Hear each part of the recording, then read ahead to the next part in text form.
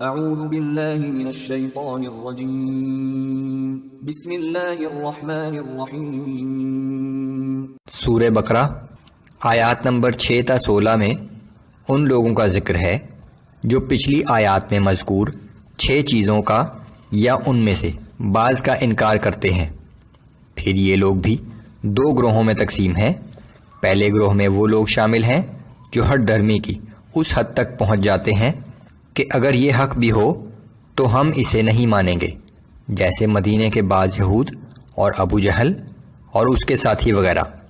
دوسرا گروہ ان لوگوں کا ہے جو بظاہر اپنے آپ کو مومن کہتے تھے، لیکن در حقیقت ان کا ایمان محض دکھانے کے لیے تھا۔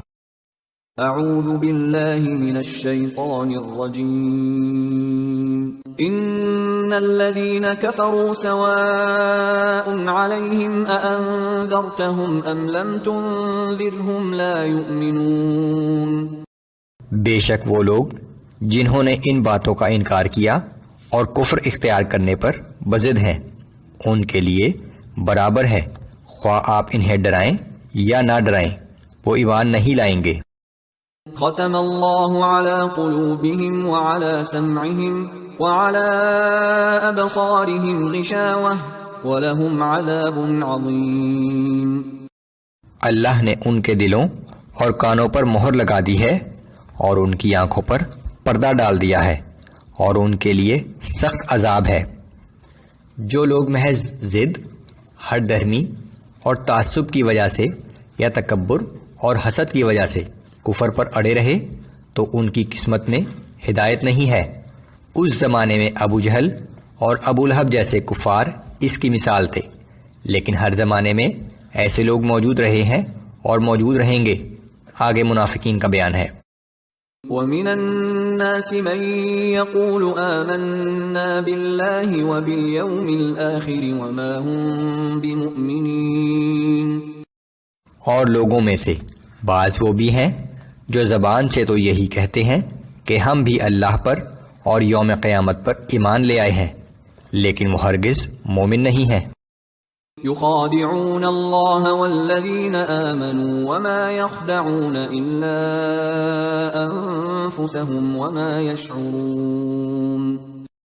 وہ اللہ کو اور اہل ایمان کو دھوکہ دینا چاہتے ہیں، مگر وہ صرف اپنے آپ ہی کو دھوکہ دے رہے ہیں، لیکن انہیں اس بات کا بھی شعور نہیں ہے۔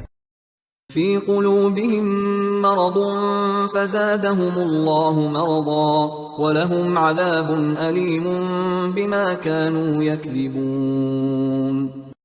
ان کے دلوں میں نفاق کی بیماری ہے، پس اللہ نے ان کے اعمال کی وجہ سے ان کی بیماری کو اور بڑھا دیا، اور ان کے لیے دردناک عذاب ہے کیونکہ وہ جھوٹ بولتے تھے۔ وَإِذَا قِيلَ لَهُمْ لَا تُفْسِدُوا فِي الْأَرْضِ قَالُوا إِنَّمَا نَحْنُ مُصْلِحُونَ۔ اور جب ان سے کہا جاتا ہے کہ زمین میں فساد برپا نہ کرو تو کہتے ہیں کہ ہم تو اصلاح کرنے والے ہیں۔ أَلَا إِنَّهُمْ هُمُ الْمُفْسِدُونَ وَلَكِنْ لَا يَشْعُرُونَ۔ یاد رکھو کہ یہی لوگ حقیقت میں فساد برپا کرنے والے ہیں، مگر انہیں اس بات کا شعور تک نہیں ہے۔ وَإِذَا قِيلَ لَهُمْ آمِنُوا كَمَا آمَنَ النَّاسُ قَالُوا أَنُؤْمِنُ كَمَا آمَنَ السُّفَهَاءُ۔ اور جب ان سے کہا جاتا ہے کہ تم بھی ایمان لے آؤ جیسے سب لوگ ایمان لائے ہیں، تو کہتے ہیں کہ کیا ہم اس طرح ایمان لے آئیں جس طرح یہ بیوقوف لوگ ایمان لائے ہیں۔